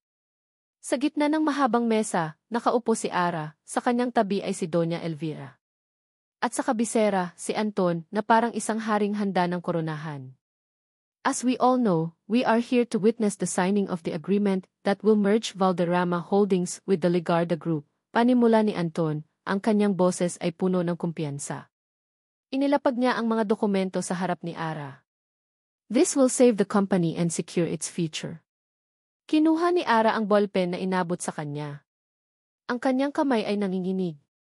Naramdaman niya ang titig ng lahat, lalo na ang matagumpay na titig ni Anton. Bago ako pumirma, sabi ni Ara, ang kanyang boses ay malinaw at matatag, umalingaw sa tahimik na silid. May gusto akong iparinig sa inyong lahat. Mula sa kanyang bulsa, kinuha niya ang burner phone na bigay ni Marco. Pinindot niya ang isang buton. Isang boses ang umalingaw mula sa speaker ng telepono. Ang boses ni Anton. Katotohanan. Hayaan mong bigyan kita ng isang aral tungkol sa katotohanan, Jindy de Leon. Ang katotohanan ay pag-aari ng kung sino ang may kapangyarihang isulat ito. Nanlaki ang mga mata ni Anton. Ang recording ay nagpatuloy, isinasalaysay ang buong pag-amin nito tungkol sa track, sa pag-frame up kay Mang Jun, at sa plano nitong pagmamanipula sa pamilya Valderrama.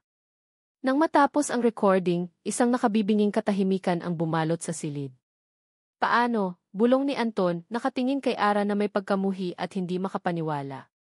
Habang kausap mo si Marco sa opisina mo, nakabukas ang tawag niya sa akin, paliwanag ni Ara. Bawat salita. Narinig ko ang lahat. Lies? Gawa-gawa lang yan, sigaw ni Anton tumatayo. Sa sandaling iyon, bumukas ang pinto ng conference room. Pumasok si AC Isa Reyes, kasama ang dalawa pang unipormadong pulis. At sa likod nila, si Mang Jun. Anton Legarda, sabi ni Reyes, ang kanyang boses ay may otoridad. Inaaresto ka namin para sa mga kasong frustrated homicide, perjury, at obstruction of justice. Hindi niyo ako pwedeng galawin, sigaw ni Anton, sinusubukang manlaban. Hindi niyo alam kung sino ako. Ngunit huli na ang lahat. Habang isinusukbit ng mga pulis ang posa sa kanyang mga kamay, ang kanyang kapangyarihan ay naglaho na parang bula. Ang kanyang imperyo, na itinayo sa kasinungalingan, ay gumuho sa isang iglap. Ara and Marco. Ilang buwan ang lumipas. Ang araw ay sumisikat, ang liwanag nito ay dahan-dahang tumatago sa bintana ng mansyon ng mga Valderrama, isang mansyon na hindi na ibenta, salamat sa isang di inaasahang pangyayari. Ang thesis project ni Marco, ang kanyang low-cost housing technology, ay nanalo sa isang National Innovation Contest. Nakakuha ito ng malaking grant mula sa gobyerno at mga pribadong investor. Ang kanyang maliit na pangarap ay naging isang ganap na kumpanya. At ang isa sa mga unang ginawa niya sa kanyang kinita, ay ang tulungan ang Valderrama Holdings na makabangon.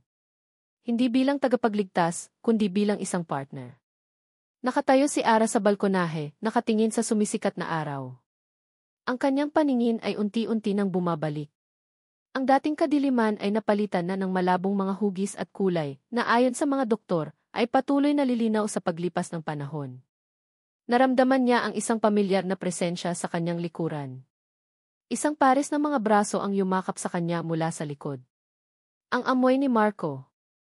Ang init ng kanyang katawan. "Good morning," bulong nito sa kanyang tainga. "Good morning," sagot ni Ara, isinasandal ang kanyang ulo sa dibdib nito. "Nakikita ko na ang kulay kahel. At balang araw, makikita mo na ang lahat ng kulay," sabi ni Marco. Humarap si Ara sa kanya. Ang kanyang paningin ay malabo pa, ngunit sapat na para makita ang mga mata nitong puno ng pagmamahal. Ang mga mata na una niyang kinainisan, ngunit sa huli ay naging kanyang liwanag. "Salamat, Marco," sabi niya. "Sa lahat. Dapat akong magpasalamat sa iyo," sagot ni Marco. "Dahil sa iyo, natuto akong harapin ang nakaraan ko at bumuo ng isang bagong hinaharap. Walang ingranding mga salita. Walang mga pangakong hindi kayang tuparin. Tanging isang pag-unawa na mas malalim pa sa anumang salita." Lumuhod si Marco sa kanyang harapan. Mula sa kanyang bulsa, kinuha niya hindi isang mamahaling singsing na may diamante, kundi isang simpleng singsing na yari sa pinilipit na metal, nakahawig ng mga materyales na ginagamit niya sa kanyang housing project. "Arabella Valderrama," sabi niya, ang kanyang boses ay nanginginig sa emosyon. Mula sa isang traffic enforcer na nagbigay sa iyo ng ticket, hanggang sa isang lalaking handang ibigay sa iyo ang buong buhay niya. "Papakasalan mo ba ako?" Tumulo ang mga luha sa mga mata ni Ara. Ngunit sa pagkakataong ito ay mga luha ng purong kaligayahan. Sabi niya, ang kanyang boses ay basag. "Papakasalan kita, Marco de Leon." Isinuot ni Marco ang singsing sa kanyang daliri. Tumayo ito at hinalikan siya, isang halik na nagbubura sa lahat ng sakit, sa lahat ng takot, at sa lahat ng kasalanan. Hindi na sila ang mayamang tagapagmana at ang hamak na pulis. Sila ay dalawang taong sinubok ng tadhana, winasak ng nakaraan, ngunit muling binuo ng pag-ibig na nagpapatawad at ng isang bukas na puno ng pag-asa. Magkahawak kamay, sabay nilang hinarap ang liwanag ng bagong umaga. At dito nagtatapos ang kwento ni na Marco at Arabella. Sa bawat isa sa inyo na sumubaybay, nakinig, at nakiisa sa bawat kabanata ng kanilang paglalakbay, mula sa kaibuturan ng aking puso, maraming salamat. Habang isinusulat ko ang kwentong ito, sina Ara at Marco ay naging higit pa sa mga karakter sa papel. Naramdaman kong sila ay mga tunay na taong humihinga, nagmamahal at nasasaktan. Kasama ninyo, naramdaman ko ang bigat sa dibdib ni Ara sa gitna ng kanyang kadiliman at ang pasanin ng nakaraan sa mga balikat ni Marco. Ang kanilang paglalakbay ay isang paalala sa ating lahat. Isang paalala na ang tunay na pag-ibig ay hindi tumitingin sa yaman o estado sa buhay, kundi sa tibay at busilak ng isang puso. Ito ay isang kwento tungkol sa kapangyarihan ng pagpapatawad, ang pagpapatawad sa iba, at lalo na, ang pagpapatawad sa ating mga sarili, na siyang tunay na susi sa kalayaan. At higit sa lahat, ito ay isang kwento ng pag-asa. Na kahit gaano man kadilim ang gabi, laging may sisikat na bagong umaga na naghihintay. Ngayon, nais kong marinig ang inyong mga saloobin. Anong bahagi ng kwento ang pinakatumatak sa inyo? Anong aral ang inyong napulot sa paglalakbay ni na Ara at Marco? Ibahagi ninyo ang inyong mga komento sa ibaba. Ang inyong bawat salita ay mahalaga. Muli, maraming salamat. Hanggang sa ating muling pagkikita sa susunod na kwento.